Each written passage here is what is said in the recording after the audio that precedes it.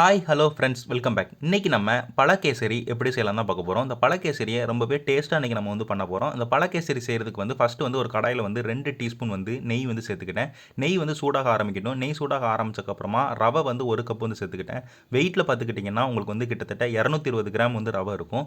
ரவை வந்து நெய்யோட சேர்த்தக்கப்புறமா அதை வந்து நல்லா வந்து வதக்கி விடுங்க. ஸ்டவ்வை வந்து லோ ஃப்ளேமில் வச்சே நல்லா வந்து வறுத்துடுங்க. நீங்கள் வந்து ரவையை வந்து இந்த மாதிரி நெய்யோடு சேர்த்து நீங்கள் வறுக்கும் போது அது வந்து நல்ல ஒரு டேஸ்ட்டும் உங்களுக்கு தரும். நல்ல ஒரு வாசனையும் உங்களுக்கு வந்து கேசரிக்கு கண்டிப்பாக வந்து தரும். ரவையோட கலர் வந்து முக்கியமாக வந்து மாறிடவே கூடாது.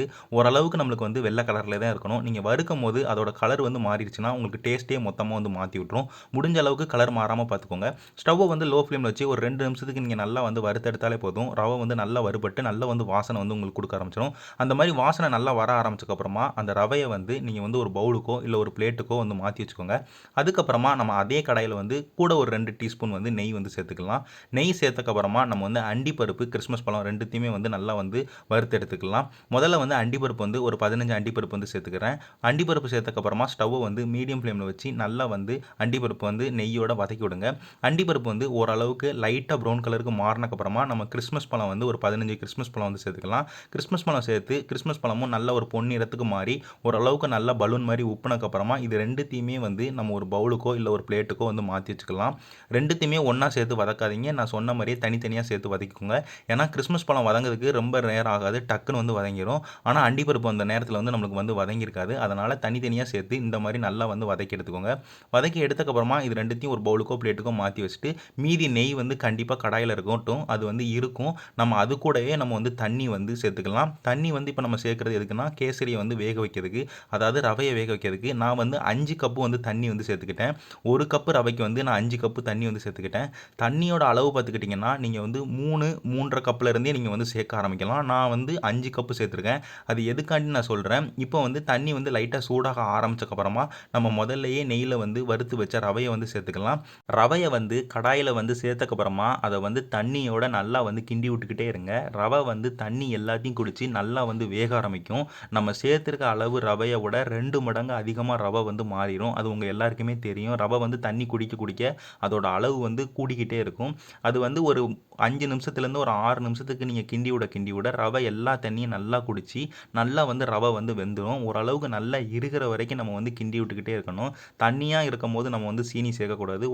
ஓரளவுக்கு இருக ஆரம்பிச்சக்கப்புறம் தான் நம்ம வந்து சீனி சேர்க்க ஆரம்பிக்கணும். அதே நேரத்தில் ரொம்பையும் இறுகிடக்கூடாது. ரொம்பையும் இறுகிட்டனாலும் நம்மளுக்கு வந்து கரெக்டாக இருக்காது.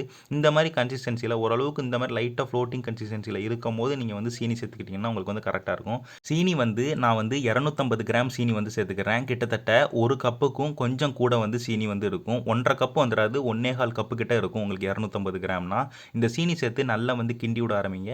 நீங்கள் வந்து சீனி சேர்த்து கிண்டி விட திரும்பியும் வந்து உங்களுக்கு கேசரி வந்து கொஞ்சம் தண்ணியாக வந்து மாற ஆரம்பிக்கும். இந்த தண்ணியாக மாறின கேசரி வந்து இருக்கிற வரைக்கும் நீங்கள் வந்து கிண்டி விடணும். ஆனால் நம்ம இந்த நேரத்தில் வந்து நம்ம சேர்த்துருக்க சீனி வந்து கரெக்டு தானா, நம்மளுக்கு இனிப்பு வந்து கேசரிக்கு போதுமா நம்ம வந்து செக் பண்ணி பார்ப்போம். நான் அந்த மாதிரி செக் பண்ணி பார்த்ததில் சீனி வந்து ரொம்ப கம்மியாக இருந்தது. அதனால் கூட ஒரு 50 கிராம் நான் வந்து சீனி வந்து சேர்த்துக்கிட்டேன்.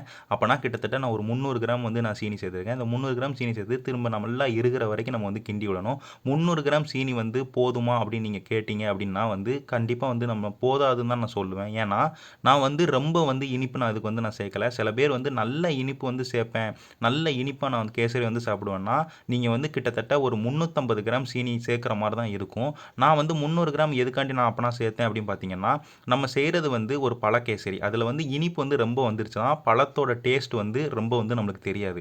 அந்த பழத்தோட டேஸ்ட்டு சேர்க்கணும்னா நம்ம வந்து இனிப்பு வந்து ஓரளவுக்கு கரெக்டாக இந்த அளவுக்கு இனிப்பு எனக்கு போதும், ரொம்ப இனிப்பு தேவையில்லை, கரெக்டாக இருக்குது இனிப்பு அப்படிங்கிற மாதிரி நான் சேர்த்துருக்கேன். அதனால தான் 300 கிராம் சேர்த்துருக்கேன். இல்லை எனக்கு அதெல்லாம் வேண்டாம், எனக்கு இனிப்பு ரொம்ப இருக்கும்னா நீங்கள் வந்து 350 கிராம் இனிப்பு வந்து சேர்த்துக்கோங்க.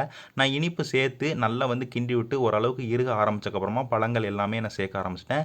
பழங்கள் என்னெல்லாம் சேர்த்துக்கிட்டேன்னு பார்த்துக்கிட்டிங்கன்னா, மாதுளப்பழம் வந்து ஒரு 1/2 கப் வந்து சேர்த்துக்கிட்டேன். அதுக்கப்புறமா கருப்பு திராட்சை வந்து ஒரு 1/4 கப் வந்து சேர்த்துக்கிட்டேன். அன்னாச்சி பழம் வந்து சின்ன சின்ன துண்டுகளாக வெட்டி அதுவும் வந்து ஒரு 1/2 கப் வந்து சேர்த்துக்கிட்டேன். அதுக்கப்புறமா ஆப்பிளும் வந்து சின்ன சின்ன துண்டுகளாக வெட்டி அது வந்து 1/2 கப் வந்து சேர்த்துக்கிட்டேன். அதுக்கப்புறமா டூட்டி ஃப்ரூட்டி வந்து ஒரு 2 டேபிள் ஸ்பூன் வந்து சேர்த்துக்கிட்டேன். அதுக்கப்புறமா ரெட் செர்ரி வந்து ஒரு 2 டேபிள் ஸ்பூன் வந்து சேர்த்துக்கிட்டேன். அதுக்கப்புறமா முதல்லையே நம்ம வந்து வதக்கி வச்ச அண்டிப்பருப்பு, அதுக்கப்புறமா கிறிஸ்மஸ் பழம் 2த்தையுமே சேர்த்துட்டு, கடைசி கொஞ்சோண்டு ஒரு 1/4 கப்பு வந்து ஏலக்காய் வந்து சேர்த்துக்கிட்டேன். அதுக்கப்புறமா 2 டீஸ்பூன் வந்து நெய்யும் கூடவே வந்து சேர்த்துக்கிட்டேன். இது எல்லாத்தையும் சேர்த்து கிண்டி விட ஆரம்பிங்க. ஸ்டவ்வ வந்து லோ ஃப்ளேமில் வச்சே கிண்டி விடுங்க. ஏன்னா நீங்கள் ஹை ஃப்ளேமுக்கோ மீடியம் ஃப்ளேமுக்கோ போயிட்டீங்கன்னா உங்களுக்கு அடி பிடிக்கிறதுக்கு வந்து நிறைய வாய்ப்பு இருக்குது. நம்ம வந்து இந்த பழங்கள் சேர்த்தக்கப்புறமா நம்மளுக்கு கேசரி வந்து இன்னும் கொஞ்சம் நல்லா வந்து இறுக ஆரம்பிக்கும்.